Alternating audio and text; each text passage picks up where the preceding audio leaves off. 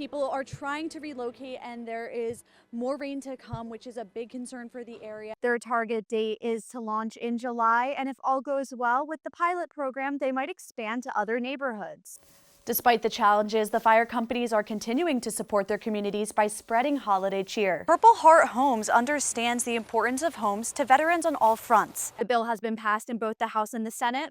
All that's left is a signature from Governor Josh Stein. Whether behind the desk or on the floor, student journalists have had the opportunity to learn in a professional setting. Yes, it was. We talked about so much. The first thing we talked about was just your back to school physicals. You can be getting it for a sports appointment, or you can just be getting it because you need those forms filled out. The Out of the Cold Homeless Shelter was their first community partner, but they've since added the Lions Pantry, State College Food Bank, St. Andrews Community Cafe, and Abba Java Coffee House to the list. And one other thing in the Uptown area we want you to be aware of is that there is a blocked road on East 4th Street between Queens Road and Charlottetown Ave. It's hot outside, Tara. Yeah, first off, you're brave for even running in the morning because I could not handle that. I spoke with a primary care physician from Novant, and he just gave some advice on how to stay cool. And, you know, it was really avoiding the heat during those peak hours, 11 a.m. till 4 p.m. While Mike may not work here anymore, he still touches the lives of many students. Dancers are encouraged to bring items like lacrosse balls and BioFreeze to keep their bodies going, as well as items like fidget toys to stimulate their mind. It's hot out here in the Queen City, and after speaking with Novant's primary care physician, I learned a little bit more about how you can stay cool in this warm weather. Students arriving at State College High School this week have been met with metal detectors and heavy security. The response comes after police arrested a suspect accused of plotting an attack on the school. Scary, to be honest, because this person was planning to commit a massacre on a school. Sean Murphy is a senior at State High. He found out about the arrest from an email over the weekend. The suspect, 20-year-old Braden Phillips, graduated from the school a few years ago. He's charged with conspiracy to commit murder and is being held without bail. The alleged plan involved placing bombs in the school's bathrooms and targeting victims based on a hit list. The line behind me has died down quite a bit, but as you can see, even though school would have started 20 minutes ago, students are still checking in with State College police as they're being filed in through metal detectors and getting their bags checked as they enter the school property. We are very appreciative and grateful for the State College Police for their extra security presence here and for the cooperation and patience of the students.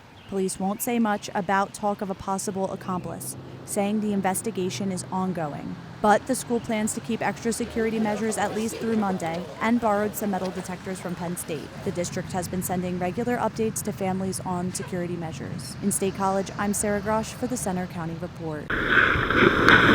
They're pillars of the community across Pennsylvania who are fighting battles of their own. Volunteer fire companies are a longtime first responder tradition across the state, but many are now in serious jeopardy. It's a downhill spiral.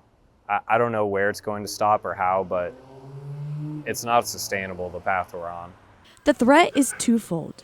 First, a decline in the number of volunteer firefighters, from 300,000 in the 1970s to less than 40,000 now. Plus a funding crisis as they try to keep trucks rolling.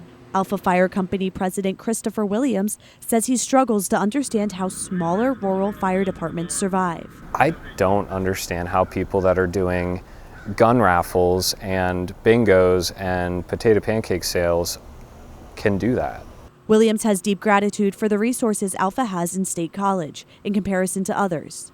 Alpha is one of the largest volunteer fire companies on the East Coast, with 3 stations and more than 100 active members. The company responded to over 1,400 incidents in 2023, the latest numbers available. That was the most call-outs since at least 2013. Alpha firefighters cover the borough plus College, Patton, and Ferguson townships. They also provide aid to Harris and Half Moon townships. In between emergencies, there are lighter moments. Firefighters also engage with the community through activities like school visits, where they educate kids on fire safety. Logan Fire Company in Bellefonte recently hosted an open house.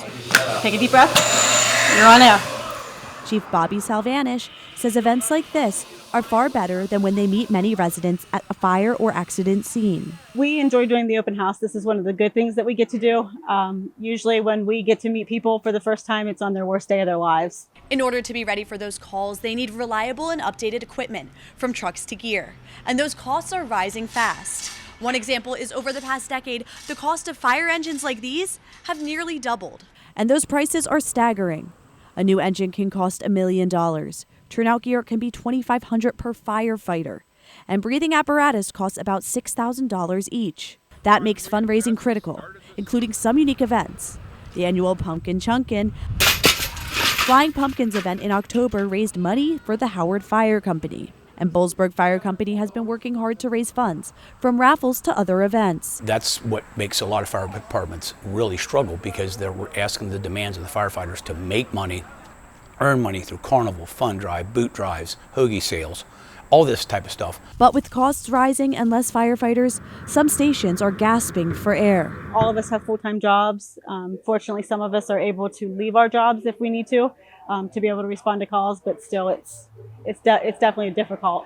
And getting tougher, a continuing challenge for Center County's 18 fire companies working together to protect the community. I'm Sarah Grosch for the Center County Report. Police are investigating a St. Patrick's Day celebration that took a violent turn, confrontation between police and partygoers caught on camera. Yesterday's ice storm reminds us it's still winter, and Punxsutawney Phil can say, "Told you so."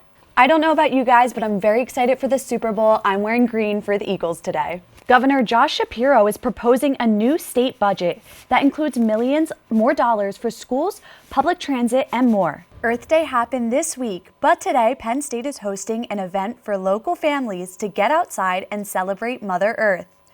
After more than 20 years at Penn State, the dean of the Belisario College of Communications is leaving to become president at a New England university. I think Pearl is just absolutely adorable. Stingrays are my favorite animal, but Sarah, what would you have called it? I think Bubbles would be a cute name Aww. for a baby stingray. That's all for today's newscast. We hope you'll join us next Friday for our next local news update.